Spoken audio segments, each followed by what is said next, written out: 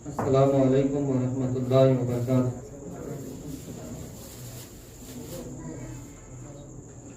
अशहदु अल्ला इलाहा इल्लल्लाह वहदहू ला शरीका लह व अशहदु अन्ना मुहम्मदन अब्दुहु व रसूलुहु।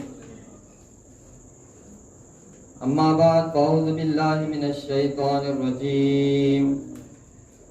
बिस्मिल्लाहिर रहमानिर रहीम। इन्नद्दीना इंदल्लाहिल इस्लाम। सदक़ल्लाहुल अज़ीम।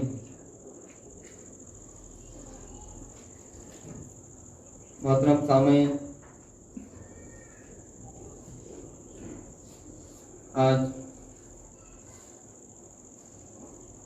बैनुल अक़वामी मज़हबी कॉन्फ्रेंस का इनेकाद यहाँ पर अमल में आया है।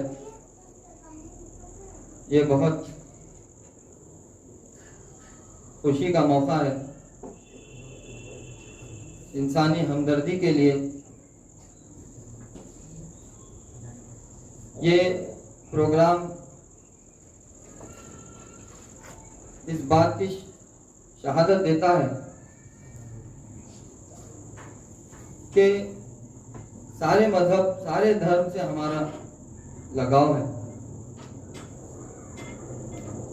और तमाम मजहब वाले, तमाम धर्म वाले जब एक जगह होकर बैठेंगे, जब ख्यालात को, उनके अकीदों को मजहबी उसूलों की बुनियाद पर, यानी धर्म के जो तालीमात है, जो शिक्षा है, उस बुनियाद पर जब आपस में शेयर किया जाएगा, जब बातों को रखा जाएगा, गुफ्तगू होगी, तभी हम एक प्लेटफॉर्म पर आ सकते हैं। यहाँ पर जमा करने का मकसद सारे इंसानों को जमा करना। वो पहला सबक था किताब खुदा का कि मखलूक सारी है कुंबा खुदा का।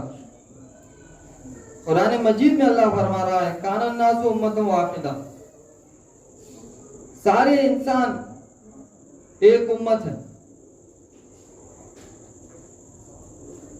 एक माँ बाप से जो है दुनिया में बसे हैं, सब आदम और हवा के बच्चे हैं। तो ये सारे इंसान जब एक हैं तो ये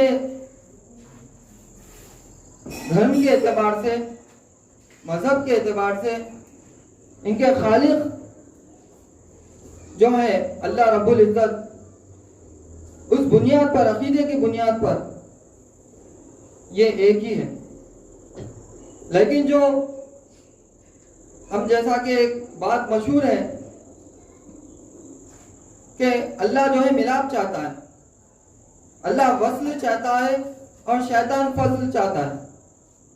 अल्लाह मिलाप चाहता है, इंसानों को मिलाना चाहता है। वो जामिउन नास वाली सिफत रखता है, सारे इंसानों को जमा करने वाली सिफत अल्लाह के पास है। वो मिलाप चाहता है और शैतान क्या चाहता है? फूट, भेदभाव चाहता है। तो ये अल्लाह की जो सिफत है जामिउन नास वाली सिफत, उस सिफत के इजहार से सारे इंसान एक हो जाते हैं। और ये अल्लाह का ये जो मामला है, उसके जो सिफात का इजहार है, उससे हम सारे इंसान जरूर ब जरूर एक हो जाएंगे। तो यही सबक हमको मिला है जो धर्म के जो है बातों से। और जैसा कि हम यहाँ पर मुनक़्क़िद किया गया है यहाँ प्रोग्राम, और बिलखुसूस ये जो महीना चल रहा है मुहर्रम का महीना, और जैसा कि हम नाम सुनते हैं मुहर्रम, तो हजरत इमाम हुसैन अली मुक़ाम रज़ियल्लाहु ताला अन्हु का जिक्र होता है। आपकी याद ताज़ा हो जाती है। आप हजरत मोहम्मद सल्लल्लाहु अलैहि वसल्लम जगत गुरु रहमतुल लिल आलमीन सरवर आलम सल्लल्लाहु अलैहि वसल्लम के नवासे हैं। आप की जो शहादत हुई वो उसमें किसी मजहब का इख्तिलाफ का मामला नहीं है, बल्कि वो अच्छाई और बुराई का मारिका है। इमाम हुसैन रज़ियल्लाहु ताला अन्हु जो हुजूर सल्लल्लाहु अलैहि वसल्लम के नवासे हैं, जब आपने वहां करबला में जब तशरीफ लाए तो वहां पर आपको धोखे से घेरा गया। आपकी जो तमन्ना थी वो हिंदुस्तान को जाने की थी, आपकी तमन्ना हिंदुस्तान को आने की थी। क्यों? क्योंकि हजरत इमाम हुसैन रज़ियल्लाहु ताला अन्हु को ये इल्म था कि आपने फरमाया मेरे नाना जान को हिंदुस्तान से ठंडी हवा आई। आप सल्लल्लाहु अलैहि वसल्लम ने फरमाया था कि आपने फरमाया हिंद से मुझे ठंडी हवा आ रही है। तो इसीलिए इमाम हुसैन रज़ियल्लाहु ताला अन्हु मदीने से आप जब निकले, वहां जुल्म सितम हो रहा था, हर जगह फसाद हो रहा था, वहां पर शैतानियत बहुत उरूज पे आ गई थी। तो शैतानियत को खत्म करना चाह रहे थे, उस शैतानियत को आप मिटाना चाह रहे थे। और आप जो वहां से जब निकले काबतुल्लाह की तरफ तशरीफ लाए, फिर काबे से आप वो काबतुल्लाह जिसको दारुल अमन कहा जाता है, यानी कि जहां पर अमन है, यानी कि इस्लाम आने से कबल भी वहां पर अमन ही अमन था और वो जो है उसका पास व लिहाज रखा जाता था, इसीलिए उसको दारुल अमन कहा जाता है। तो आप वहां के अमन को बरकरार रखने के लिए, ताकि कोई जंग व जदाल ना हो, इसीलिए इमाम हुसैन रज़ियल्लाहु ताला अन्हु वहां से आप करबला की तरफ रुख करते हैं।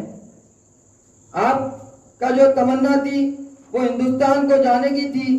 जब आपको करबला में घेर लिया गया धोखे से, धोखा देकर आपको वहां पर उस यजीद की फौज ने आपको जो है घेर लिया, तो आपने वहां पर उनको ये कहा मेरे नाना जान को हिंदुस्तान से ठंडी हवा आई है, मैं वहां जाना चाहता हूँ, मेरे नाना जान के जो है दीन की तबलीग वहां करना चाहता हूँ।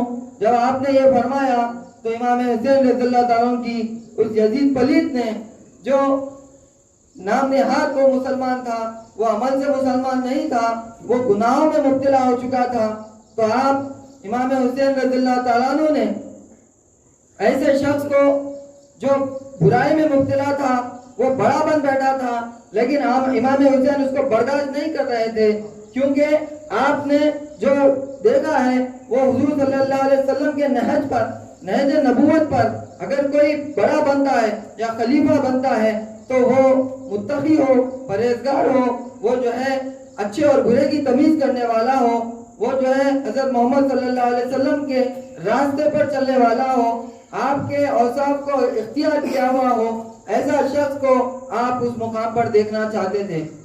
इसीलिए आपको उस शख्स से जो है वहां पर उस शख्स को उस मुकाम पर आप नहीं देख सकते थे, और वो शख्स आपसे बैत लेना चाहता था कि वो जो है खलीफा बन चुका था, खलीफे का ऐलान कर चुका था।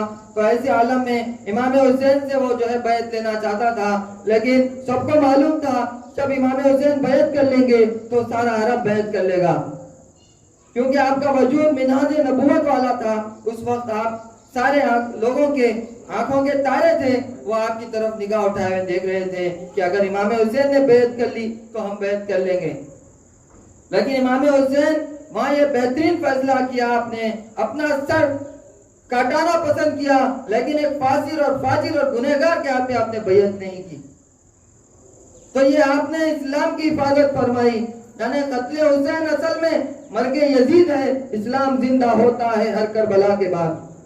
तो वहां पर आपने इस्लाम को जो हयात बख्शी और अपनी जो है 72 तन के साथ अपनी जो कुर्बानी दी, 9 दिन के भूखे 3 दिन के प्यासे, आपके नौजवान बच्चे बूढ़े और नौजवान बच्चे आपके शहीद हुए, 6 महीने के अली असगर आपके शहीद हो जाते हैं, गले पे सूखे हलक पर आप पर तीर बरसाया जाता है, और आपके जो है भतीजे शहीद हो जाते हैं, आपके भाई हजरत अब्बास शहीद हो जाते हैं, सबको आपने शहीद होता देखा, और है ना आपको भूख की फिक्र, ना प्यास की फिक्र, आपको सिर्फ अल्लाह के कानून को नाफिज करने की आपकी फिक्र थी, और वहां पर आपने हर चीज को कुर्बान कर दिया, यानी कि कुछ नहीं बाकी रखा। तो ला इलाहा की तफसीर हुसैन वल्ला सर कलम सजदे में करवाया, यजीद मरदूद मर गया दुश्मन हक आप अब तक जिंदा। तो इमाम हुसैन रज़ियल्लाहु ताला अन्हु ने वहां पर ये जो ला इलाहा की अमली तफसीर को आपने बताया है, वो इस तरह कि ला इलाहा की जो अमली तफसीर है, ला मतलूब लिल्लाह, ला मरगूब लिल्लाह, ला महबूब लिल्लाह, ला मौजूद लिल्लाह, ला मक़सूद लिल्लाह, ला इलाहा इल्लल्लाह मुहम्मदुर रसूलुल्लाह। तो आपने फरमाया कि वहां पर लालच दी जा रही थी आपको जो है अगर बैत कर लेंगे तो वहां पर माल के अंबार लगा दिए जाते थे, अगर आप बैत कर लेते तो वहां पर औरतों के हवाले कर देते थे, अगर आप वहां पर बैत कर लेते आपको जो है महल दिया जा सकता था।